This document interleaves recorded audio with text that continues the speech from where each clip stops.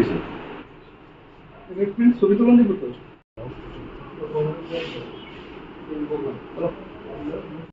জনের কমিটি আছে।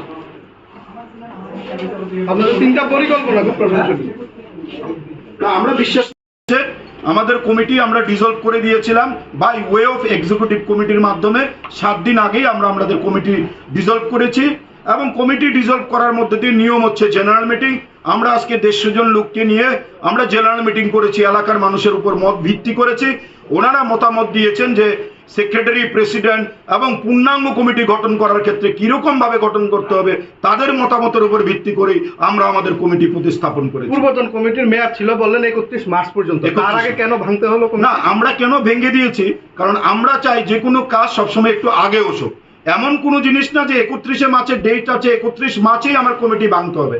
আমরা বলেছি যত তাড়াতাড়ি আমরা এই জিনিসটাকে করব, নিয়ম মেনে 31 মার্চ 31 মার্চের আগেই আমরা এই জিনিসটা করেছি। আমরা একটু নিজেকে সবসময় এগিয়ে রাখা পছন্দ করি, তাই এগিয়ে রাখতে গিয়ে আমরা এটাকে আগেই করে নিয়েছি। পূর্বতন কমিটির সভাপতি বা সম্পাদকের মধ্যে কি কেউ আছেন বর্তমান কমিটিতে?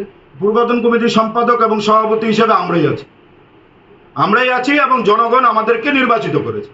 নির্বাচিত বলতে জনগণের মতামতের উপর ভিত্তি করে আমাদেরকেই দায়িত্ব দেওয়া হয়েছে এবং দায়িত্বটা এরকম ভাবে দেওয়া হয়েছে গত 2 বছর আমরা যে ধরনের কর্মসূচি করেছি সেই কর্মসূচির উপর ভিত্তি করে এবং ডেভেলপমেন্টের উপর ভিত্তি করে জনসাধারণের ওপিনিয়নের উপর ভিত্তি করে পূর্বতন কমিটির সেক্রেটারি এবং প্রেসিডেন্টকেই ওনারা আশীর্বাদ জ্ঞাপন করেছে। আচ্ছা, মানে লোককে বস্ত্র পরিধান করেছি, প্রতিনিয়ত আমরা মানুষের পাশে থাকছি।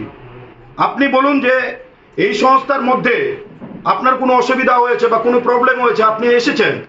আমরা এই সংস্থার পক্ষ থেকে সমস্ত প্রিন্ট মিডিয়ার বন্ধুদেরকে শারদীয় দুর্গাপুজো উপলক্ষে আন্তরিক অভিনন্দন, শুভেচ্ছা এবং ভালোবাসা জ্ঞাপন করেছি।